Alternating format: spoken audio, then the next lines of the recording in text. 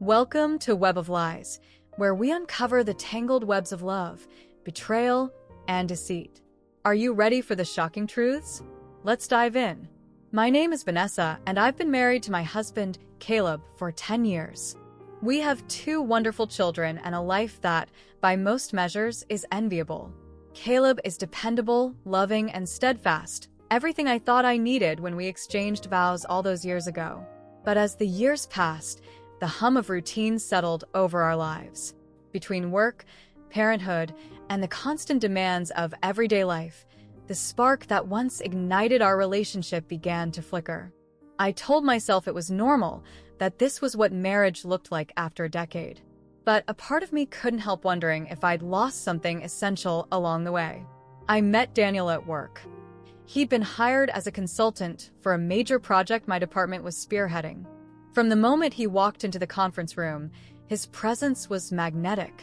He wasn't conventionally handsome, but there was something about him, his confidence, the way he carried himself, the easy charm that seemed to draw people in. He had a quick wit and an infectious laugh that seemed to lighten the atmosphere in even the tensest meetings. At first, our interactions were strictly professional. We exchanged pleasantries in meetings, discussed project deliverables, and occasionally crossed paths in the office kitchen. But as weeks turned into months, our conversations grew more personal. It started with small things: his recommendation for a new book, a shared joke about office politics, a comment about the stress of balancing work and life. He'd ask how my kids were doing, and I'd ask about his weekend plans. Each interaction felt like a tiny ripple, subtle and harmless, until I began to notice the undercurrent. I wasn't sure when it began, this pull I felt toward him. Perhaps it was the way he remembered small details I'd mentioned in passing, or how he'd look at me when I spoke, his gaze unwavering and intent. Maybe it was the way he made me feel seen in a way I hadn't felt in years. I told myself it was nothing, just a harmless crush, the kind of fleeting attraction everyone experiences now and then. After all, I loved Caleb. I'd built a life with him, and nothing could ever come between us. But as the weeks went on, I found myself looking forward to seeing Daniel. I'd linger a little longer in the kitchen if I knew he'd be there, or take the long way back to my desk just to pass his office. When he complimented my work during a team meeting, my heart fluttered in a way that felt both thrilling and deeply unsettling. I began to notice the small things: how his shirt sleeves were always rolled up to his elbows, revealing strong forearms, the way his smile lingered just a beat too long, the faint trace of cologne that seemed to follow him. It was intoxicating and dangerous, and I knew I was treading on thin ice. One afternoon, as we waited for a meeting to start, Daniel leaned over and said, "You always seem so calm under pressure. How do you do it?" I laughed, trying to downplay his observation. "Years of practice, I guess. And coffee. Lots of coffee." "Well, it's impressive," he said, his tone sincere. "Most people would crumble with the workload you have." His words stayed with me long after the meeting ended. It wasn't just what he said, but how he said it, as if he saw something in me that I barely recognized in myself anymore. That evening, as I sat across from Caleb at the dinner table, I found myself comparing the 2 men.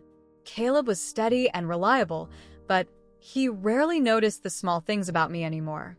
Daniel, on the other hand, seemed to see right through to the core of who I was. The turning point came during an out-of-town conference. A group of us from the office had traveled to a nearby city for a 3-day event, and Daniel was among the attendees. The days were filled with workshops and networking events, but the evenings offered a chance to unwind. On the second night, a few of us decided to grab dinner at a nearby restaurant. The group dwindled as the night wore on, until it was just Daniel and me left at the table. "This place has a certain charm," he said, glancing around the dimly lit restaurant. "Not too fancy, not too casual. Just right. Kind of like you," I replied before I could stop myself. The words hung in the air, and I felt a blush creep up my neck. He smiled, but there was something in his eyes that made my pulse quicken. "I'll take that as a compliment," he said softly. We lingered over dessert, our conversation growing more personal with each passing minute. He told me about his childhood, his dreams, and the things that kept him awake at night. I found myself opening up to him in a way I hadn't with anyone in years. By the time we left the restaurant, the connection between us felt almost tangible. As we walked back to the hotel, the streets quiet and bathed in the glow of streetlights, the tension between us grew unbearable. When we reached the lobby, he hesitated, his hand brushing against mine. "Vanessa," he began, his voice filled with emotion. I shook my head, stepping back. "Daniel, we can't. I can't." "I know," he said, his expression a mix of longing and resignation. I need you to know how much I respect you, and how much I care about you." Tears stung my eyes as I nodded. "Thank you," I whispered. "But this isn't right." The next morning, I avoided him as much as possible. The conference ended, and we returned to the office, but the memory of that night lingered. I threw myself into work, determined to distance myself from him, but it wasn't easy. Every time I saw him, the pull was still there, a constant reminder of what could have been. One Friday evening, as I packed up to leave the office, Daniel approached me. "Got any plans for the weekend?" he asked casually. "Just the usual," I replied, forcing a smile. "Family time, errands, maybe a movie night with the kids."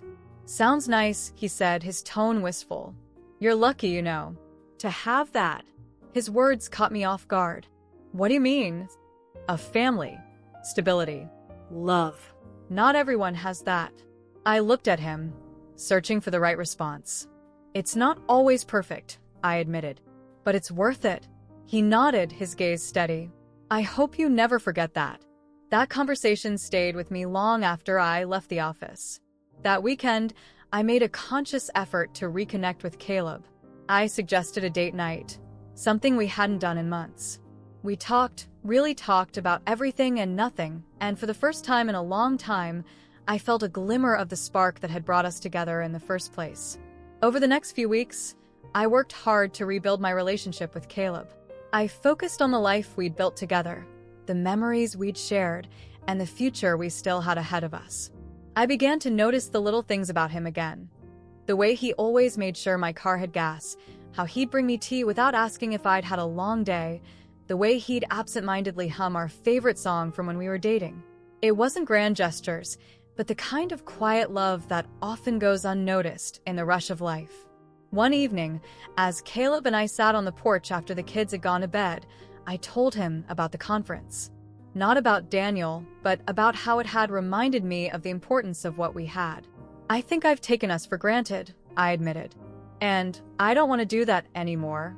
Caleb reached for my hand, his touch warm and reassuring. "We've both been busy," he said, "but I've never stopped loving you, Vanessa." Hearing those words felt like a balm to my soul. I leaned into him, resting my head on his shoulder as we watched the stars.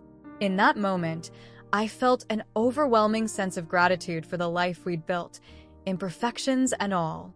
As for Daniel, I kept my distance. Over time, the feelings I had for him faded, replaced by a quiet appreciation for the lesson he'd unknowingly taught me. He had reminded me of what I already had, of the love and stability I'd been taking for granted. And for that, I would always be grateful. But one after, when Caleb was out of town and I was ovulating, Daniel and I crossed paths. I was getting some documents from the photocopying machine when he walked into the room. The cologne he wore turned me on instantly. Daniel came over to where I stood and looked at me. "How are you, Vanessa?" I tried my best to focus on what I was doing, because I was making a conscious effort to avoid him and focus on my marriage. "I'm all right, Daniel," I answered dryly. "Have you been avoiding me?" "No." "Well, I think you have, and honestly, it makes me sick to think you'll do that to me. Because I thought we were in love with each other." "Love?" "I'm married, Daniel. I can't be in love with you." "All right," he said as he walked out of the room. The whole day, his words lingered in my mind. Was I in love with Daniel? Was he truly in love with me? The next day, I walked up to him and asked if I could speak to him in private. When we were alone, I looked into his eyes and face and asked him to kiss me if he loved me. He kissed me, and I didn't pull back. I enjoyed the kiss. A part of me craved it. We went into the toilet and got really intimate. After we were done, I felt a lot of guilt, but at the same time, a part of me was satisfied. Over the next few days, Daniel and I would meet after work and get naked. Daniel was strong and took the lead every time. He would bend me over and spank me. It was the most thrilling thing I had done in a long time.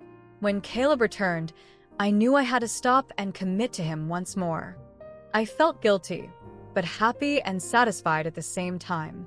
I had to end things with Daniel. I let the feeling of satisfaction consume the guilt, and I moved on with my life. Life returned to its familiar rhythm, but with a renewed sense of purpose. Caleb and I weren't perfect, but we were committed. And in the end, that commitment was what mattered most. It was what kept us grounded, what kept us moving forward, together. Betrayal can shatter lives, but the truth always comes to light. What do you think about today's story? Share your thoughts in the comments below. And if you enjoy these twists and turns, don't forget to like, subscribe, and hit the notification bell so you never miss another scandalous tale from Web of Lies. Thanks for watching.